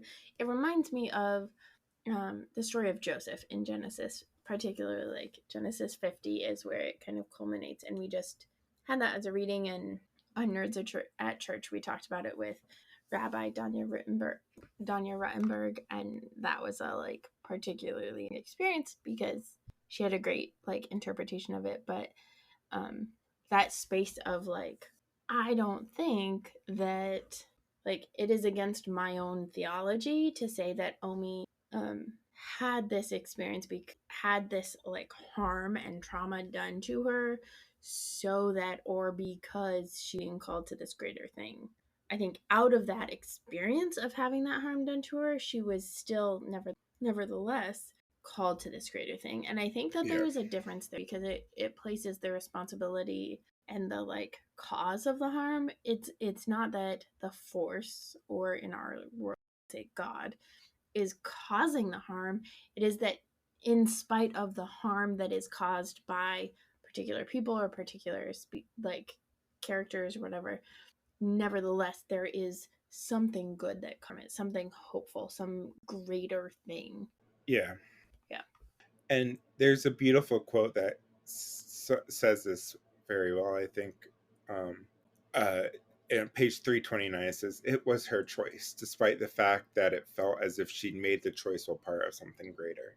And I really love that notion of making a choice within the circumstance. So she was still making the choice, and yet it was kind of part of something greater. But at the same time, the story also kind of goes more into that, like, we hear so much in pop Christian theology about when someone dies, for instance, you'll hear terms like, oh, it's all part of God's plan. Or when there's a natural disaster or like a genocide, even, it's like, it's all part of God's plan. It's just this really harmful view that creates of God as making bad things happen, or something like that, or purposefully killing people in order for something else to happen. And it's just not a type of God that I think is helpful in today's world. Yeah. To I think it's bullshit. Agreed. 100%. Just gross. Mm-hmm. So there's a little bit of that in here too, about like the Force kind of calling her into these specific harmful situations as part of a greater destiny, so she can ultimately do it for some white kid like whose dad is the most evil person who ever lived. Like, right? I don't like that aspect of the story, but yeah. Anyway, but anyway, her greater purpose, though, apparently, is to baptize Luke. And so I like that it reframes what Luke and the other people around him interpret as an attack or something like that, as really this baptizing as part of this ritual, and connecting Luke to his greater purpose, and how she sees that there's a shade that sloughs off Luke in the moment of baptism. It's even called specifically a baptism. And there's this quote where it says, "For she'd been chosen to baptize him through a sort of death. To her people, water was where life was given. Water was the great cleanser when it was time to be cleansed. And this was also true for those who could not live in it." And so very intentional framing of baptism as a death, which is something that happens in many Christian interpretations of baptism as a and water is a symbol of washing, of purity, of hydrating. Water is something that gives life. Yeah, I think is this, like, I don't know, I just love that it is told from her. Like, it is this story, and it is this, like, she is the one baptizing, she is the one taking action. And I love that it's told from her perspective, and that it, like, pushes against, even as it is within a story that clearly values humanity over and above any other creature of any sort of or non-sentience, and yet it values her. Like, it is within that context, and still she has a story, and she has a life, and she has a purpose, and she has worth that is just because she exists, even if the rest of the story doesn't allow space. Yeah, agreed. Two other quick things, and then we'll get into the Force lore. The species she is not explicitly named, but it is described as having a choice of gender. So they physically have no gender. But they get to choose a gender presentation. Most of her species were Diangus, which is a term used to describe like some sort of non-binary identity, and then women was the next most popular, and then men. And then there's also this man that Omi met who had trouble understanding consent, so there was a fight involved, and so maybe men are being trash is universal and not just unique to humans. I don't know. But that I thought that was kind of a cool framing of gender. And then reincarnation, just the thought that Omi has as she dies when the Death Star explodes, is who will I be the next time around? Love that interest and excite what comes next. Yeah. Also, I really like that she recognizes Leia's power. Yeah. Because nobody else does until much later. Right. 100%. And to that point, for the Force lore, Force as an electric feeling one Force sensitive being has in another, and so she describes like her connection with Luke when she touches him to be this like exchanging of electricity kind of thing, and also recognizing, like Emily said, the power and brilliance of Leia as well. And then just the uselessness of Han, I guess. How he's just described as, oh, another human. There's the human that has fur as a protection. There's the smart human and who's brilliant and a great leader, and then there's the force sensitive electric dude, and then there's just Han. I love it. Anyway, also I love that she learns to use the Force, and I love how the story specifically says that either she was taught by the Force itself or she found the knowledge came from deep within. And so either way you're framing that, whether she is capable of like communicating with the Force directly or there's a deep connection in her that she just is able to tap in her sort of knowledge. Love it. I like it. I just love the connection to the baptism, and she literally even says water was where life, right? Like, and the connection to, and this was, I think, written before that gained a lot of traction in dominant media circles, but like the water is life movement. Yeah, that water is like this integral thing, even in the Force and in Force creatures. Anything else for that one? Did you have other Force stuff?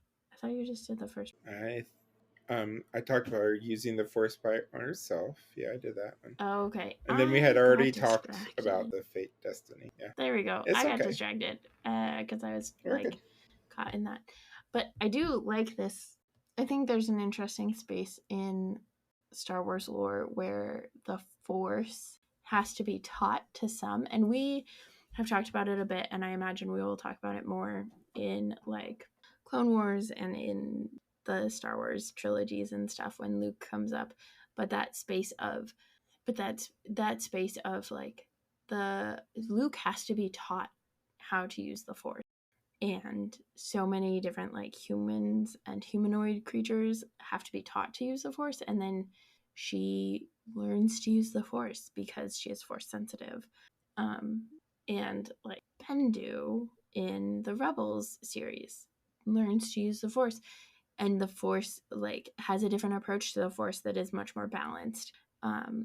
So it's basically like anybody who's not a basic speaker, who doesn't actually get recruited by the Jedis or captured by the Jedis to become child soldiers.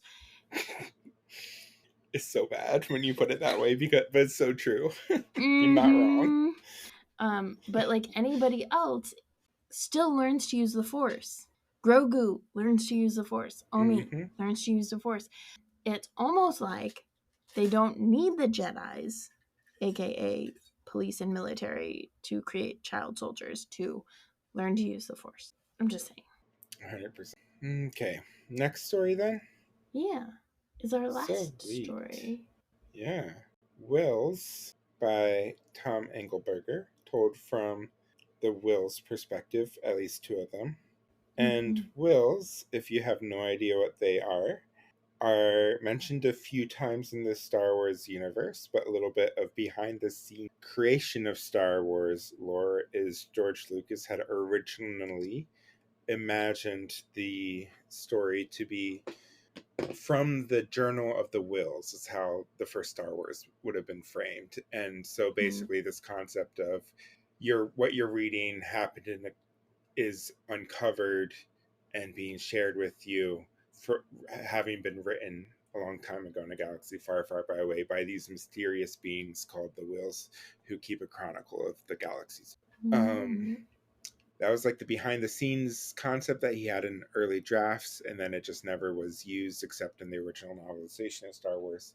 But then with Disney's ownership of Lucasfilm and the renewal of the trilogy, Wills have been kind of officially brought into canon.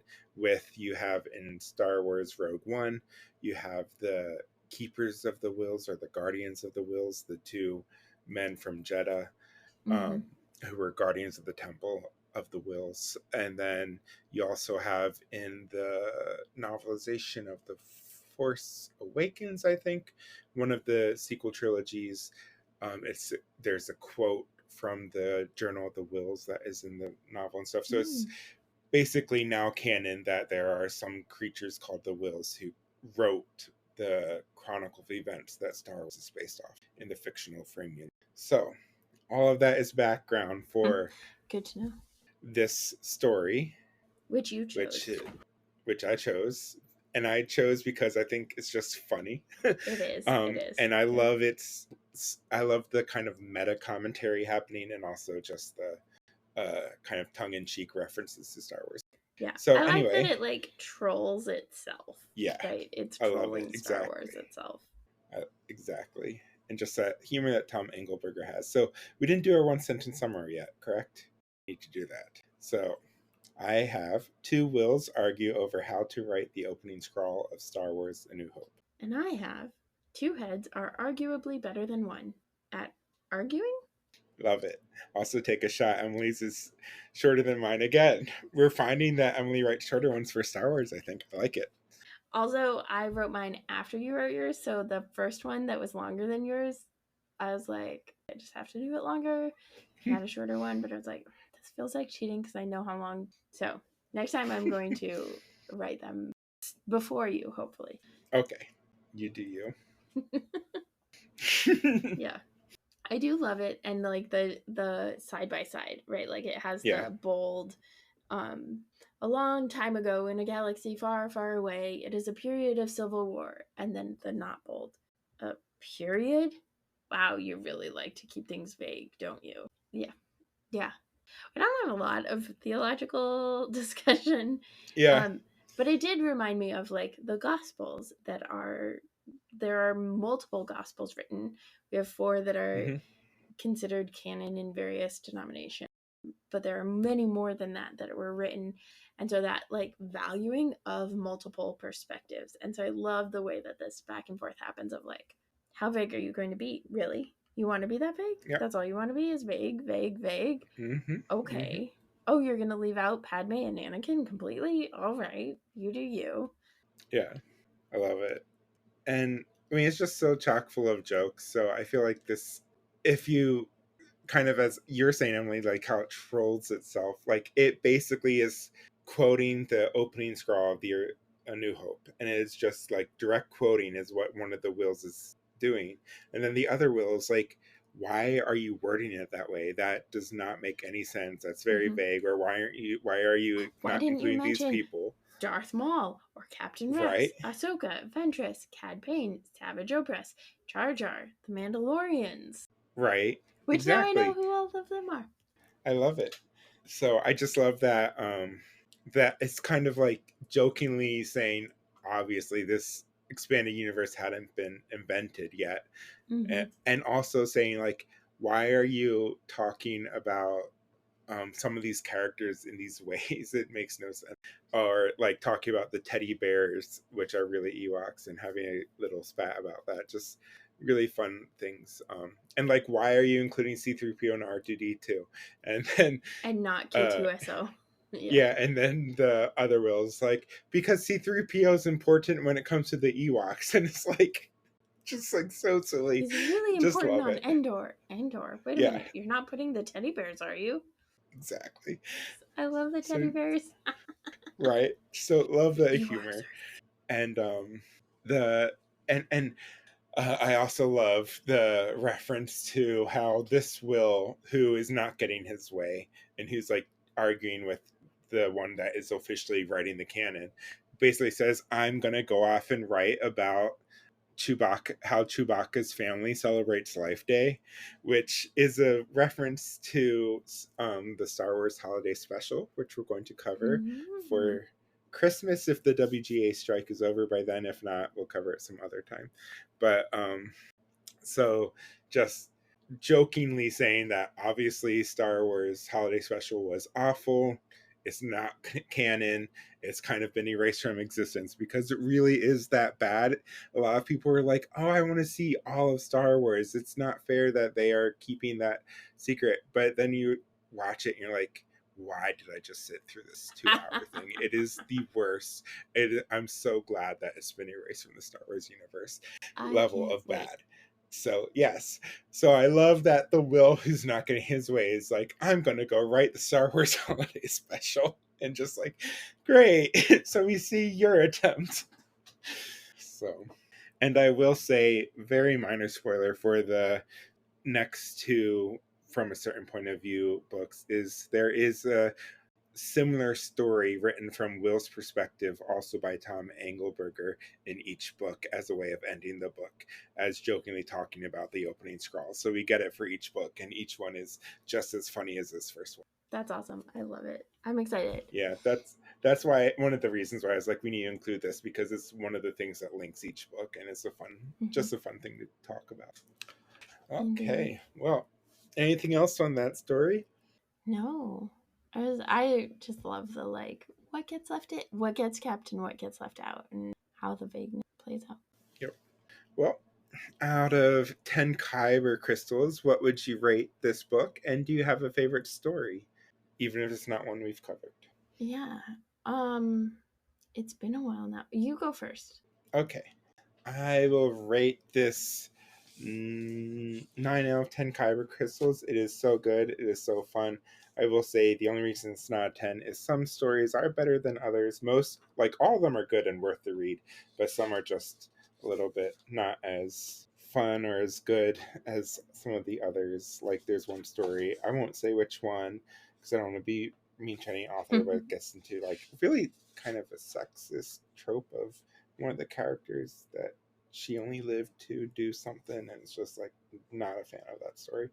But my favorite story is Master and Apprentice, hands down. The story by Claudia Gray, and then I think a close second would be Rearin. I really enjoyed that one, and out of the ones we didn't cover, I think Palpatine is a fun one just because it's written in Elizabethan English by the guy who wrote the Shakespearean adaptations of the Star Wars movies. So just a fun kind of approach to that story. And of course, Palpatine would be the one with the Shakespearean soliloquy of all course. characters. Yeah. Okay, what about you?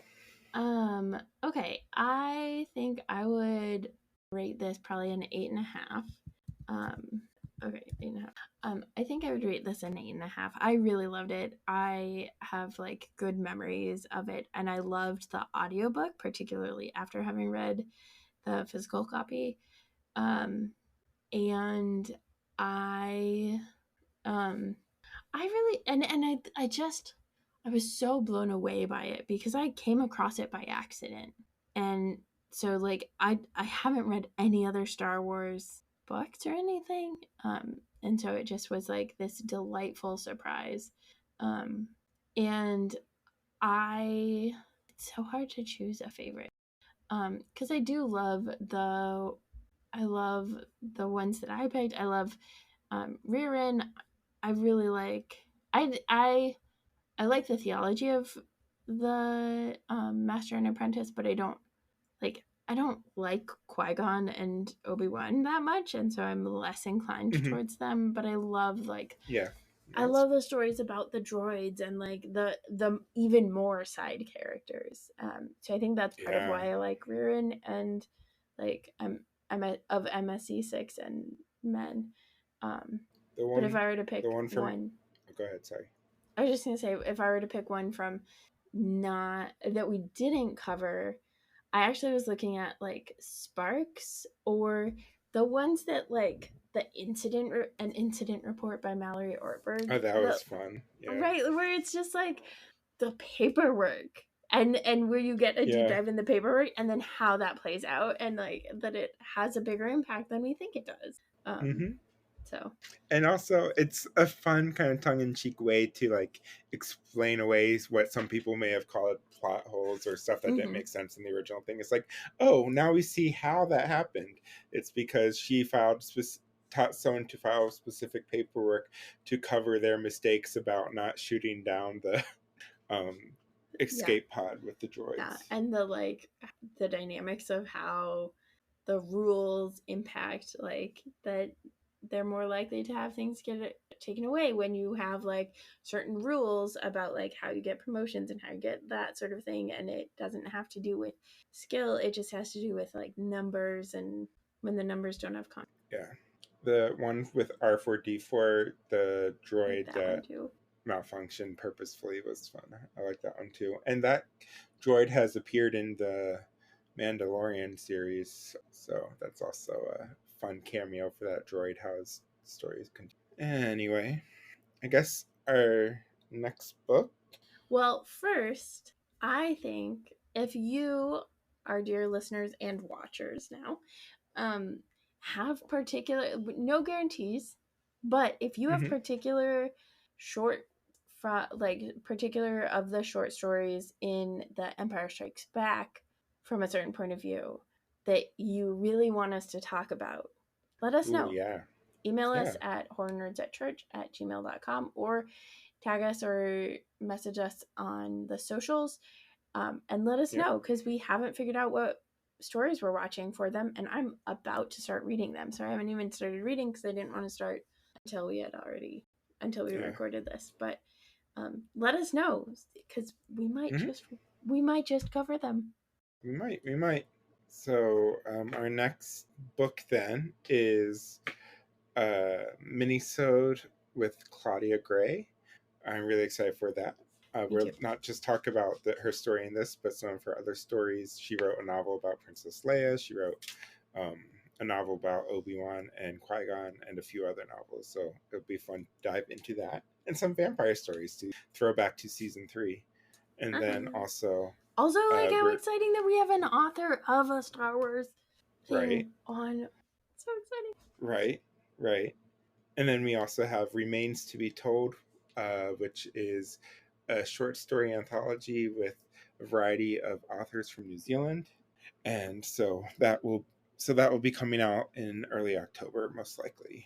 Yeah, and that'll be an episode that we record with several authors of who contributed to the anthology. And the editor. And right? the editor, who's been on the podcast before for Attack from the 80s episode. Yes, Lee Murray, from season 2. Right? Yep, Lee Murray. So it's exciting to have Lee back and to be having authors come and talk about their fiction books. Anyway, so that is it for our show. Our theme music was by Matt May. Horror Nerds at Church releases every Thursday-ish when we're in season. It's complicated right now. You get the drift. Yep. Please comment, rate, and subscribe to us on Apple Podcasts, Google Podcasts, Stitcher, or wherever you get your podcasts. Support us on Patreon and get access to exclusive movie commentary episodes, BooTube episodes, and more bonus content, including the video for this very episode, by going to patreon.com/horrornerdsatchurch. Plus, you get discounts on our merch store. It starts at $5 to sign up, which is way, way cheaper than any sort of making up for missed incident reports on the Death Star. Yeah, love it. He's like, I don't know which one to do. I'm do that one. I did not think that one up ahead of time like I usually do. Follow us on social media, Facebook and Instagram at Horror Nerds at Church, and Twitter and Blue Sky at HNACPOD for all the latest updates about upcoming films, news, books, and other announcements. Until next time, may the Force be with you. I love it.